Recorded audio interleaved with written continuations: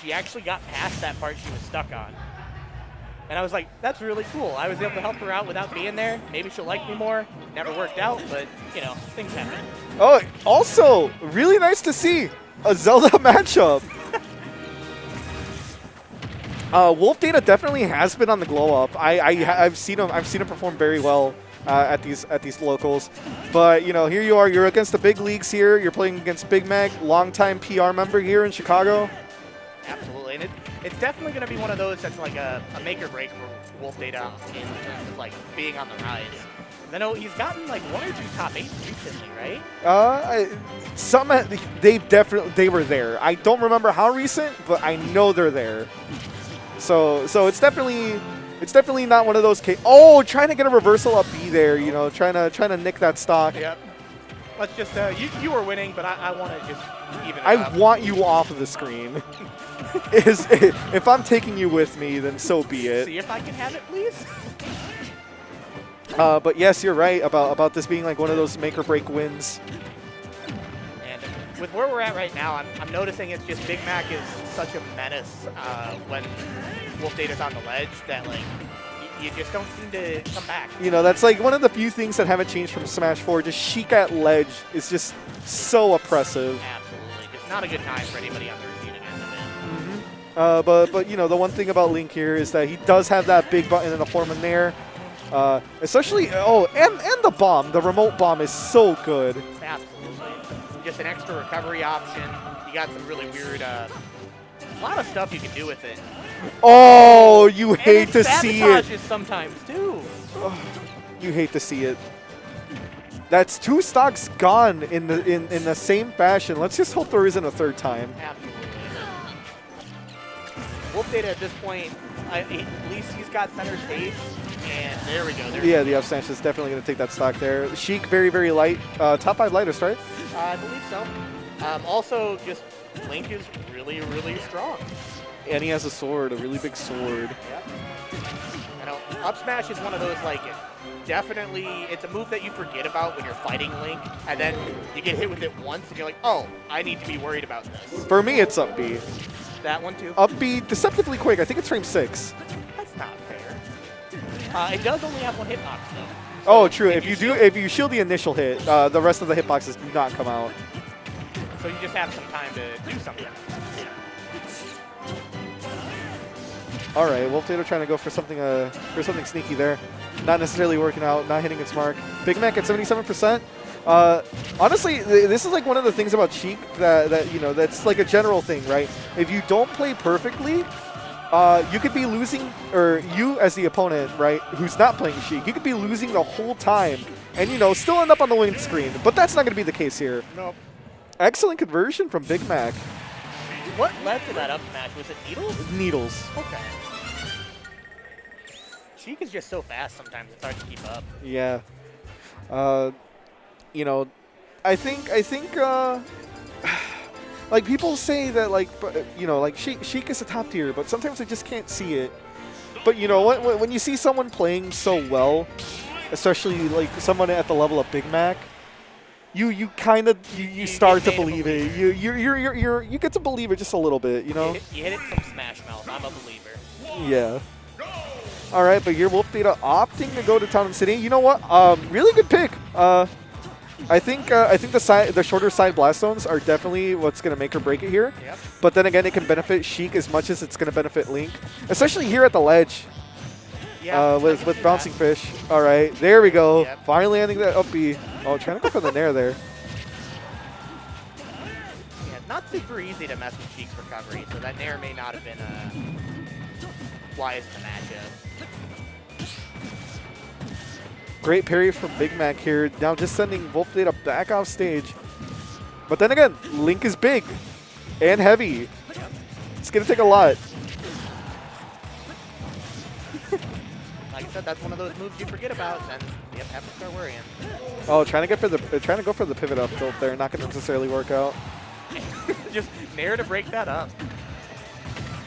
Oh, responding with a couple of nairs of his own. Oh, there we go. The reverse nair hitbox. Oh my gosh, Link's nair is so active. Oh, trying to land with the there. I think that would have definitely killed off the top. Oh, absolutely.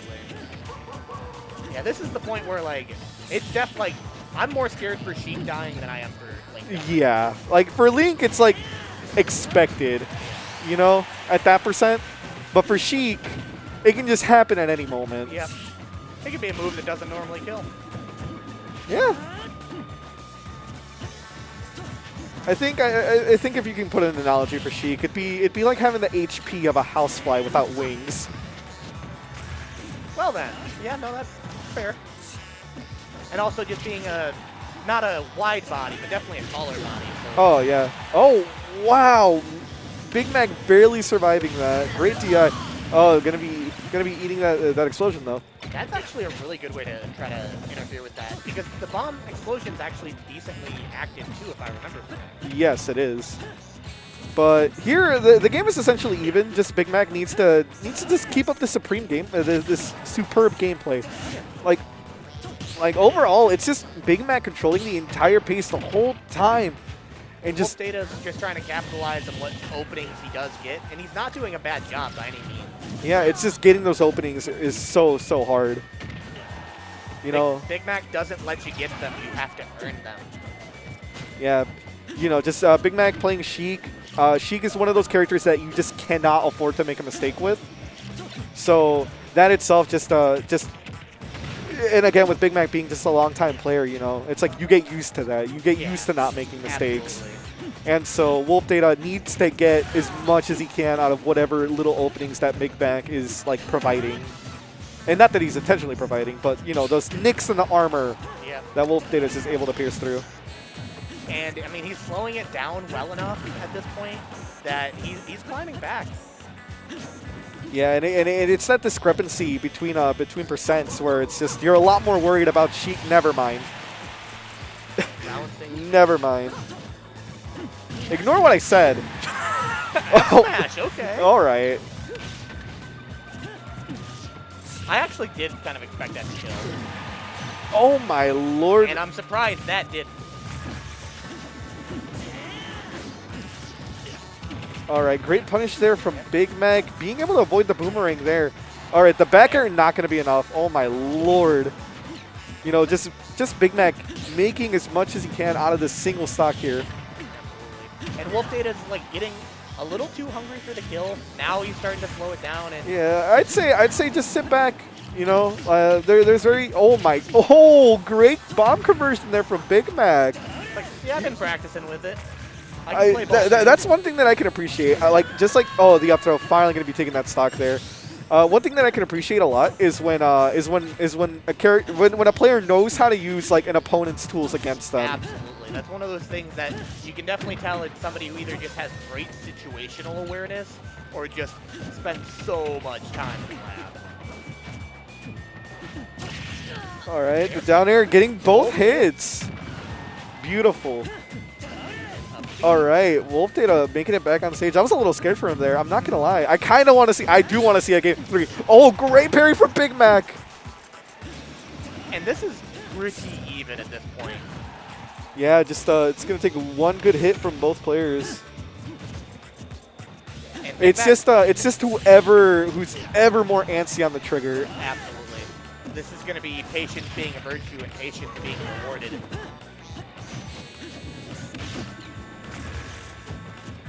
Big Mac just staying, holding on to that ledge. Wolfdata being really antsy here at ledge. That almost got. And that one. Oh, the up behind his shield. Oh my lord. Wolfdata just ready for it. Down to, I didn't think it was going to be minus enough for that to hit. Either way, we're going to be seeing a game 3. You love to see it. Absolutely. Whew. I'm not gonna lie. I got a little excited just watching that. Like my heart raced a little bit. I wanted to see a game 3 so bad. Absolutely. No bias though. I just want to see a game 3. Game 3 just needs more Smash. So yeah, obviously not a bias.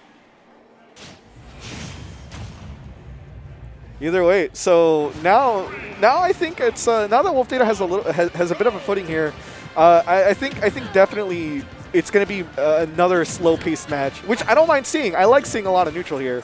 Absolutely, they're definitely doing a great job just feeling each other out. And Wolfdata's adapting a lot. Yeah, now Wolfdata has a much better understanding of what he needs to do here in this game plan.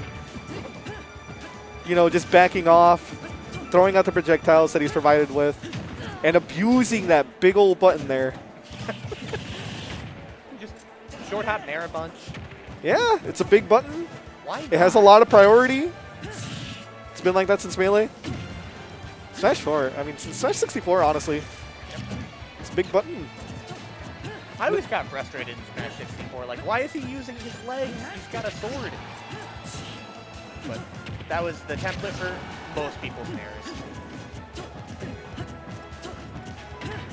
Oh, yeah. Wolfdata just abusing the fact that he can auto-cancel so many aerials in a row.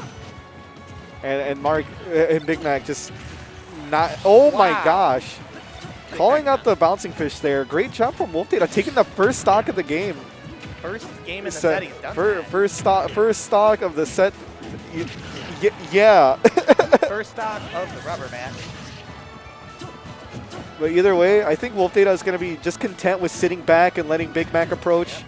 And that's the thing about Sheik. Like I said, like if you want to play this character effectively, you can't afford to make mistakes. Because now once you're on the back foot, you're the one who's forced to approach. And Sheik is not a character that you can afford to make trades with. Absolutely not.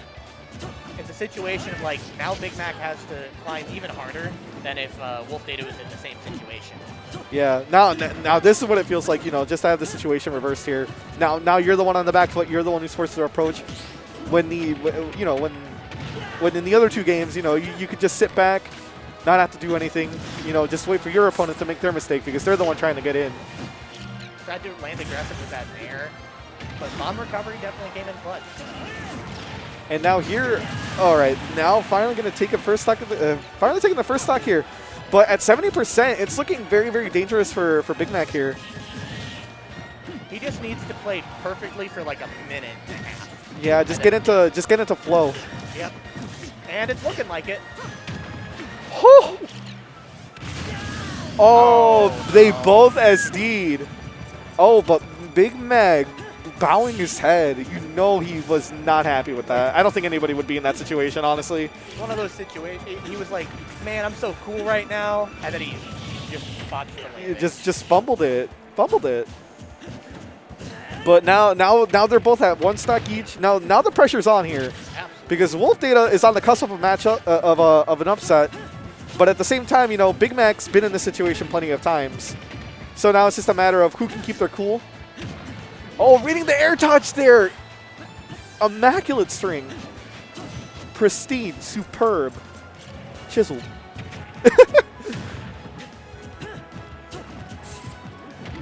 All right, calling up the needle throw there. Oh, trying to do the Rob up smash setup. Definitely a thing.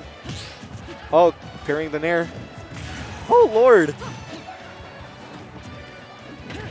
And what I'm noticing in general is just Wolfdata's controlling stage better in this game 3. And Big Mac with the SD. You hate to see it. Wolfdata taking it 2-1. That's a good win for him. That's a really good win. I mean, we just won't talk about how it ended.